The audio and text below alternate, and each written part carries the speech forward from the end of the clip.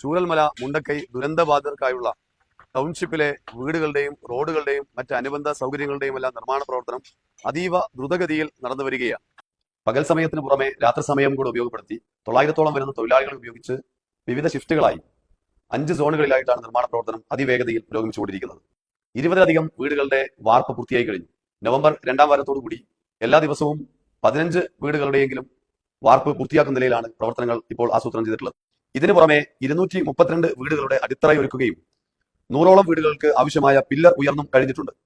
വീട് നിർമ്മാണത്തിന് പുറമെ ടൗൺഷിപ്പിനുള്ളിലെ 11.5 കിലോമീറ്റർ റോഡ് പ്രവൃത്തിയും അതിവേഗതയിൽ നടന്നു വരികയാണ്. മലിനജല സംസ്കരണത്തിനായുള്ള അത്യാധുനിക ജൈവ പ്ലാന്റിന്റെ നിർമ്മാണ പ്രവർത്തനവും നടന്നുവരുന്നു.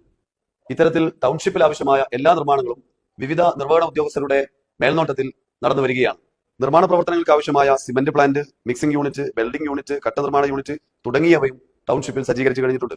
100 കണക്കിന് തൊഴിലാളികളെ ടൗൺഷിപ്പിനകത്ത് താമസിപ്പിച്ചാണ് നിർമ്മാണ പ്രവർത്തനങ്ങൾ പകലും രാത്രിയുമെല്ലാമായി വളരെ വേഗത്തിൽ മുന്നോട്ട് കൊണ്ടുപോകുന്നത്.